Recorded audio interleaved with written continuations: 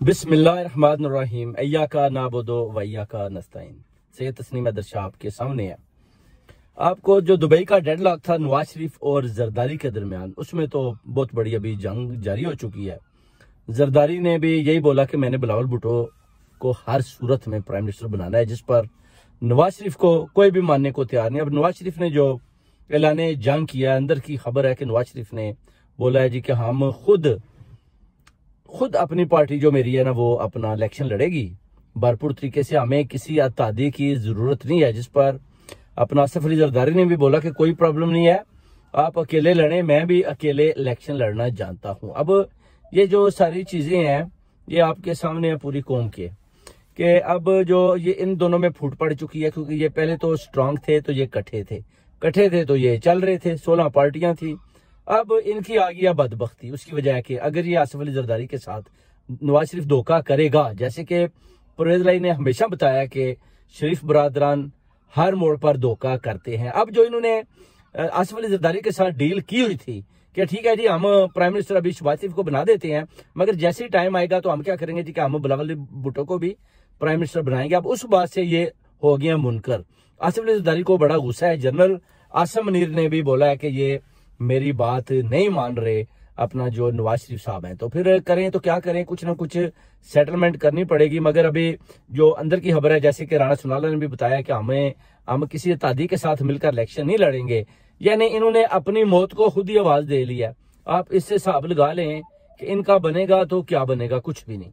ये दोनों पार्टियां बेसिकली, अगर पीटीआई को जनरल आसम मुनीर ने ब्लॉक करने की ना कोशिश की, रास्ते में ना आया, तो पीटीआई इन दोनों को ऐसी मार मारेगी कि इन दोनों पार्टियों का जनाजा निकाल देगी। अब प्रॉब्लम है कि आसिफ अली जरदारी, वो मेरे हिसाब से अगर नवाज शरीफ उसके साथ धोखा करेगा तो वो डेफिनेटली अपना हाथ जो है इमरान खान की तरफ बढ़ाएगा कि आप मेरे साथ मिलकर हुकूमत बनाएं, मैं सिंध में बनाता हूं, आप पंजाब में बनाएं। अब ये बहुत बड़ी एक जंग जो है ना वो सामने आ चुकी है। उधर आप देखें कि जो पाकिस्तान में गुर्बत का ये हाल है कि जैसे आपने सुना होगा कि 8 बच्चों को भी उसने कत्ल कर दिया बनू में, और खुद को भी अपने आप को गोली मार दी। उसकी वजह कि ये वही आदमी था जो हसास प्रोग्राम में इमरान खान से 12,000 रुपया इसने 2 महीने 3 महीने तक लिया। उसके बाद जैसे ही ये हुकूमत आई तो इन्होंने इन सब के जितने गरीब लोग थे इनके पैसे बंद कर दिए, जिसकी वजह से इतनी भूख थी कि 8 बच्चों को खिलाने के लिए उसके पास कोई पैसा नहीं था। और ऊपर से जो चीनी है वो 150 रुपया, आटा 140 रुपये ऊपर चला गया है, और उस गरीब आदमी ने अपने बच्चों को भी गोली मार दी और खुद को भी गोली मार ली। और ये सारा जितना भी ये इसका मलबा है, ये मरियम नवाज पर, नवाज शरीफ और शहबाज शरीफ पर ढाला जाता है, क्योंकि IMF ने आपको 300 अरब दिया, 200 अरब आपको सऊदीया वालों ने दिया, और एक गरीब आदमी ने अपने 8 बच्चों की जान ले ली। और आप बातें करते हैं कि डॉलर ऊपर आ रहा है, डॉलर नीचे आ रहा है। बेसिकली आप डॉलर की दोनों तरफ खेलते हैं। आप देख लें, डॉलर कहीं भी नहीं मिल रहा। आप लोगों ने उस सारे डॉलर को ब्लैक मार्केट से उठा लेते हैं, उसके बाद आप उधर से पैसा बनाते हैं। आप कहीं भी किसी सूरत पर भी गरीब आदमी की तरफ तवज्जो नहीं दे रहे। और उसके अलावा आप देखें कि उधर से 11 से 12 लाख आदमी इस 15 महीने की हुकूमत में पाकिस्तान से भाग निकले हैं, और वो सारा आपके पाकिस्तान की क्रीम है, डॉक्टर हैं, वकील हैं, बड़े पढ़े लिखे लोग, इंजीनियर्स हैं, वो सारे भागकर दूसरी कंट्रियों में चले गए हैं। और जो उन्होंने इतनी मेहनत के साथ पढ़ाई की, जो उन्हें डिग्रियां ली, जो एक्सपीरियंस लिया, वो दूसरी कंट्रियों को जाकर फायदा देंगे। जैसे कि एशियन कम्युनिटी ने लंदन को बना दिया, इसी तरह ये जो 12,000 हैं ये भी आकर इन्हीं यूरोप और इंग्लैंड की डिफरेंट सिटियों में आकर ये बस जाएंगे और उधर आकर लोगों की खिदमत करेंगे। और इनकी जो पढ़ाई है, जो पाकिस्तान में इन्होंने डिग्रियां हासिल की हैं, उसका सारा फायदा यूरोप को जाएगा। ये चीजें देखने वाली हैं। और इसी तरह जैसे कश्ती में भी लोग डूबे थे, उनमें भी सारे को डॉक्टर, वकील, बड़ा पढ़ा लिखा तबका था जो पानी में डूब गया। और वो एक बहुत ही सदमे वाली बात है, जिसका सारा क्रेडिट इस मरियम नवाज शरीफ और ख्वाजा आसिफ और इस प्राइम मिनिस्टर को जाता है। अब जो 12 लाख आदमी उधर से भागकर बाहर आए हैं, जिनके बारे में ख्वाजा आसिफ बोलता है, ये वो आदमी है जो आकर अपने प्रॉपर्टी बेचते हैं, अपने माँ पियो को दफन करते हैं, उसके बाद भाग जाते हैं। यानी 12 लाख आदमियों का और इजाफा हो गया जो ख्वाजे की भी माँ बहन एक करेंगे। ये अब सूरत हाल जा रही है जो अपना इस इस्लामिया जमहूरिया पाकिस्तान के अंदर लोगों के पास खाने को कुछ नहीं है, पीने के लिए साफ पानी नहीं है, भूख है, प्यास है।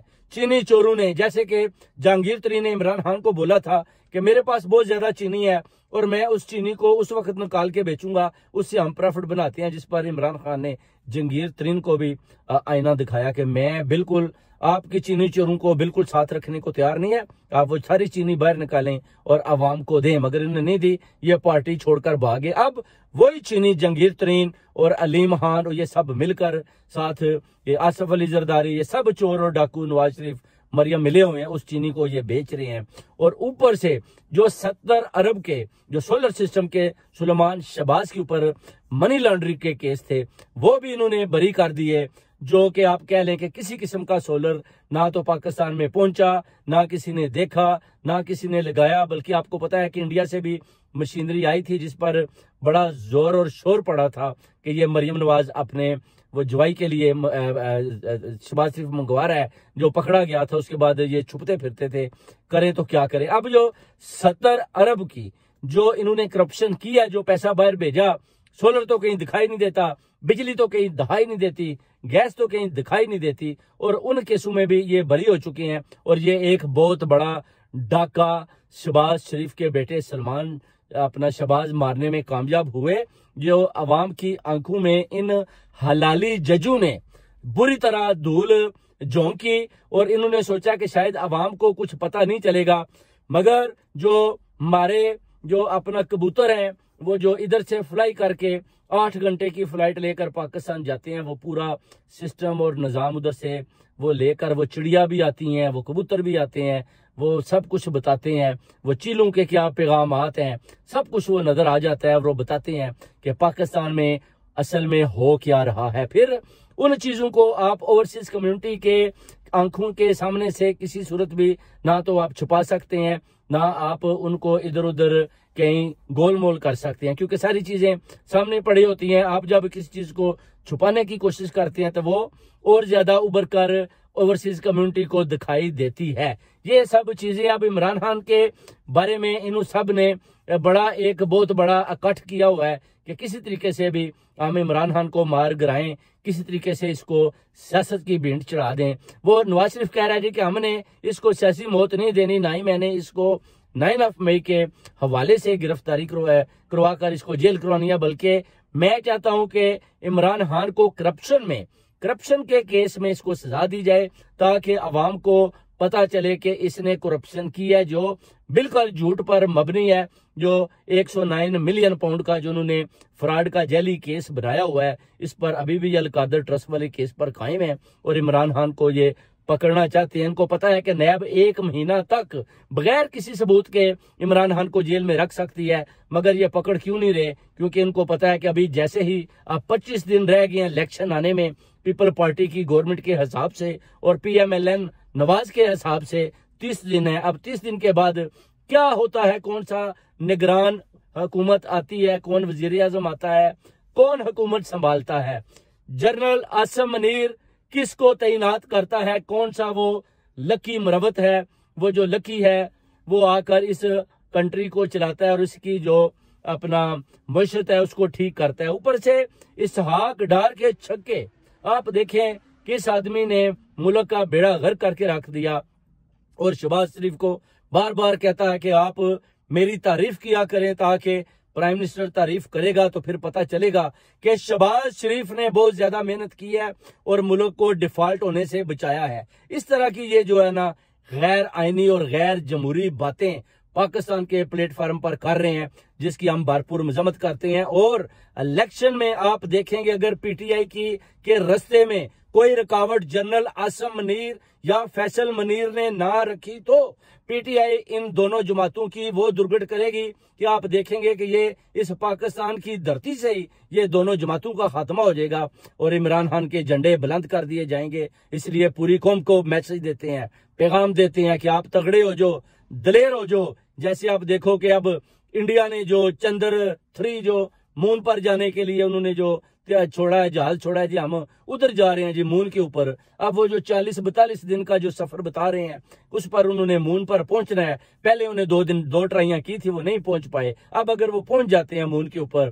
तो आप पाकिस्तानियों को ये सोचना होगा कि वो मून पर पहुंच गए और आप गिलगित और बल्तिस्तान पर कब्जे कर रहे हैं। अपने मुल्क के अंदर ही खुद ही अपने मुल्क को आप मुल्क में ही फतह कर रहे हैं। और आप देखें कि उनका मुशत में कितना जबरदस्त किस्म का उनके इकदाम है। और कोई किसी किस्म की स्टैब्लिशमेंट, कोई जर्नल, कोई चीफ ऑफ आर्मी बिल्कुल किसी किस्म की ना तो उधर मुखालफत करता है, ना मुदाखलत करता है, ना ही कभी सुना है। और जस्टिस का निज़ाम भी बेहतरीन है। मगर आपके जो हलाली जज आप लाए हैं, आप उनसे जो इकदाम लेना चाहते हैं गैर आईनी फैसले ले रहे हैं। और आपने नवाज शरीफ के जो फैसले हैं वो 1 हफ्ते का फैसला होता है तो आप 3 दिन में खत्म कर देते हैं। और इमरान खान के 20-20 केस आप 3-3 महीने तक एक ही तरह के केसेस को मुख्तलिफ कोर्टों में चलाते हैं, जिस पर आपके जजेस क्या डायरेक्शन देते हैं जी कि अगर आप मर्दान या अपना पेशावर या सियालकोट या बलोचिस्तान कोर्टों में जाते हैं तो उनके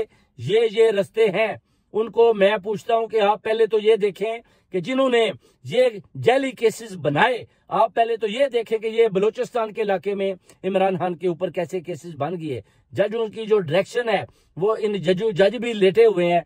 बिल्कुल इन्होंने भी सोच रखा है कि हम वही काम करेंगे जो जनरल आसिम मुनीर के अलावा फैसल नसीर हमें बोलेगा। इन्होंने बिल्कुल आइन और कानून को एक तरफ रख दिया। जैसे आप देखें इंडिया में सुप्रीम कोर्ट का जो हाई लेवल का जज है जो रिटायर है, वो कहता है कि आप अता बंदयाल साहब को बोलें कि इस कोर्ट को ताला लगाकर घर चले जाएं।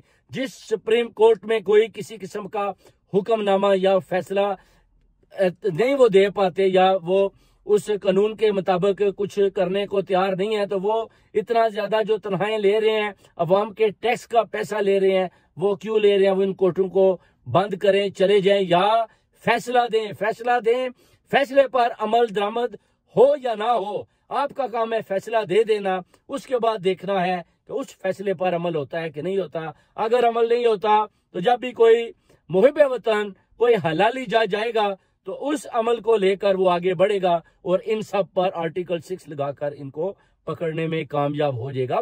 मियां नवाज शरीफ पाकिस्तान में जाने के लिए तैयार नहीं है। वो उनकी डिमांड्स है कि इमरान खान को आप जेल के अंदर बंद करें, क्योंकि मुझे इमरान खान से डर लगता है। इमरान खान अगर मैं आ गया तो ये ना हो कि ये प्लानिंग ए से बी पर चले जाएं एस्टेब्लिशमेंट और मुझे पकड़ ले, उसके बाद मेरे सारे रास्ते बंद हो जाएंगे। जैसे कि इमरान खान ने बोला है कि आप किसी इलाके से भी, पाकिस्तान से किसी हल्के से भी आप इलेक्शन लड़ें, मैं आपका सामना करूंगा। आप खुलकर कंपेन करें, मैं कंपेन भी नहीं करूंगा और आपका मुकाबला करके आपको जीत कर दिखाऊंगा। ये बहुत बड़ा चैलेंज इस तरह परवेज खटक ने भी, जो वो कहते हैं, मैंने पहले भी बताया था, जो चैलेंज किया, उनका चैलेंज ऐसे ही है जैसे आप किसी सही मुबे वतन को ललकारते हैं और लोग उसको आगे से हंसते हैं कि ये कैसी बातें कर रहे थे। बहुत बहुत शुक्रिया भाइयों।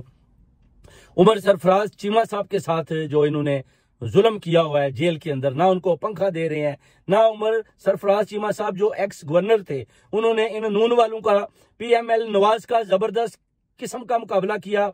बड़े जाबर किस्म के वो गवर्नर थे, उन्होंने इनकी नींदें हराम कर दी थी। आज उमर सरफराज चीमा के ऊपर जो जेल के ऊपर ये जुल्म हो रहा है, गर्मी में उनको रखा हुआ है, हब से बेजा में रखा हुआ है, उनके पास चारपाई नहीं है, उनके पास एयर कंडीशन नहीं है, उनके पास अच्छा खाना नहीं है, उनको दवाइयों की जरूरत होती है तो ये नहीं देते। ये जो सब जुल्म और ज्यादती उनके साथ हो रही है, उस पर भी इंशाल्लाह ताला हम ओवरसीज कम्युनिटी आवाज बुलंद करेंगे और साबका गवर्नर उमर सरफराज की रहाई के लिए जितनी जल्दी मुमकिन हो सके अता बंदयाल साहब के आगे अपील करते हैं कि आप फैसला दें और उमर चीमा साहब को जितनी जल्दी है जेल से बाहर निकालने का बंदोबस्त करें। आप अता बंदयाल साहब लेटे नहीं, पूरी ओवरसीज कम्युनिटी आपको देख रही है।